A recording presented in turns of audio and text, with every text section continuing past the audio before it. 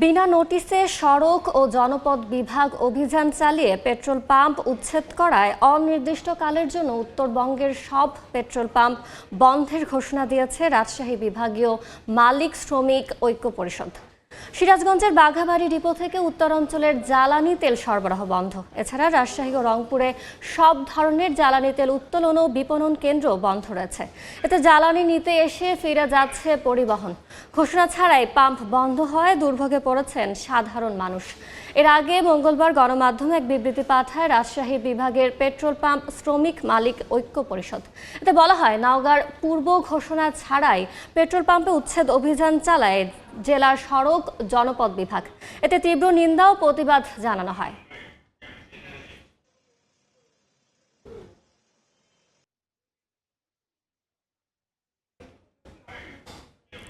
এ বিষয়ে আরো জানাতে রংপুরের শাপলা চত্বরে আছেন আব্দুর রশিদ জীবন এবং সিরাজগঞ্জের বাঘাবাড়িতে আছেন রেক্ষু কুড্ডু।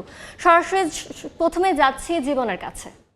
উচ্ছেদ অভিযান পরিষ্কার করায় কিন্তু তার প্রতিবাদ হিসাবে আজকে সারা রংপুর বিভাগ এবং রাজশাহী বিভাগে পেট্রোল পাম্প বন্ধ ঘোষণা করেছে পেট্রোল পাম্প ওনার্স অ্যাসোসিয়েশন এবং মালিক শ্রমিক সংগঠনের নেতারা। এবং সকাল থেকে আমি রংপুর নগরের বেশ কয়েকটি পেট্রোল পাম্প ঘুরে দেখেছি যে এখানে কিন্তু আসলে কোনো প্রকার জ্বালানি তেল বেচা কেনা হচ্ছে না। এবং এই মুহূর্তে আমি আছি রংপুরের শাপলা চত্বর এলাকায়। এখানে যে পেট্রোল পাম্পটিতে রয়েছে সেখানে কিন্তু পেট্রোল পাম্পের বাহিরে অনেকগুলো গাড়ি দাঁড়িয়ে রয়েছে। বিশেষ করে যারা গাড়ি চালিয়ে জীবনযাপন করেন, গাড়ি চালক যারা রয়েছেন তারা কিন্তু আসলে বিভিন্ন পিকআপের ড্রাইভার, ট্রাকের ড্রাইভার, বিভিন্ন পরিবহন ড্রাইভার তারা কিন্তু এখানে ভিড় করছেন তেলের জন্য। এবং তারা যেটি বলছেন যে গতকাল রাতে যদি তাদেরকে এই যে প্রচারণার মাধ্যমে যদি জানানো হতো যে আজকে সারাদিন ধর্মঘট থাকবে অনির্দিষ্টকালের জন্য, তাহলে তারা আসলে গতকালকেই এই জ্বালানি তেল সংগ্রহ করতেন এবং আজকে তারা আসলে তাদের গাড়ি চালাতে পারবেন। এছাড়াও কিন্তু আসলে বিভিন্ন শ্রেণী পেশার মানুষ, বিভিন্ন পেশাজীবী মানুষ যারা আসলে সকাল হলেই বিভিন্ন পেশার কারণেই আসলে বিভিন্ন জায়গায় যেতে হয়, তাদেরকে তারাও কিন্তু আসলে ভোগান্তিতে পড়েছেন।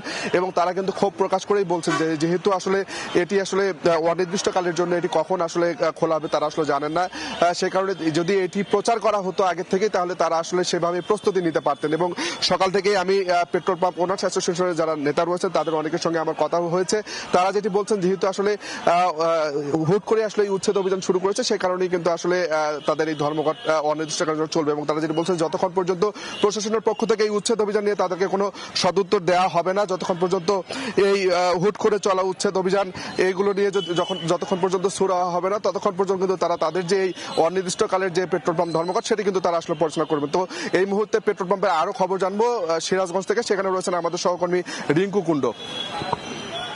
নওগাঁয় একটি পেট্রোল পাম্প উচ্ছেদকে কেন্দ্র করে বাংলাদেশ পেট্রোলিয়াম ওনার অ্যাসোসিয়েশন এবং ডিস্ট্রিবিউশন যে তাদের যে সমিতি রয়েছে সেই সমিতির ডাকে যে তেল উত্তোলন, পাম্পে থেকে তেল সরবরাহ সব ধরনের কার্যক্রম কিন্তু বন্ধ রয়েছে। আমরা সকাল থেকে আছি সিরাজগঞ্জের শাহজাদপুরের অয়েল ডিপো। এখানে কিন্তু পদ্মা, মেঘনা এবং যমুনার তিনটি রাষ্ট্রায়ত্ত জ্বালানি তেলের ডিপো রয়েছে এবং এখান থেকে উত্তরবঙ্গের 16 জেলা এবং টাঙ্গাইল, শেরপুর এই কয়েকটি জেলায় কিন্তু জ্বালানি তেল সরবরাহ করে। কিন্তু এই ধর্মঘটের কারণে কিন্তু সকাল থেকেই তেল উত্তোলন এবং সরবরাহ যেটি রয়েছে সেটি কিন্তু আসলে বন্ধ রয়েছে। আমরা দেখতে পাচ্ছি যে ডিপুতে যে শ্রমিকরা রয়েছে অর্থাৎ ট্যাংলোরি যারা শ্রমিক ইউনিয়নের নেতা রয়েছে তারা কিন্তু পেট্রোল পাম্প ওনার অ্যাসোসিয়েশনের মালিকদের যে ধর্মঘট তার সাথে একাত্মতা প্রকাশ করেছেন। এবং যে কারণে আমরা দেখতে পাচ্ছি যে এই যে লরিগুলো অর্থাৎ ট্যাং লরিগুলো যে সকল লরিতে তেল নিয়ে কিন্তু প্রতিদিনই উত্তরবঙ্গের বিভিন্ন জেলায় কিন্তু এই বাঘাবাড়ি অয়েল ডিপো থেকে তেল নিয়ে কিন্তু আসলে প্রতিদিনই বিভিন্ন জেলায় পেট্রোল পাম্পে সরবরাহ করা হয়।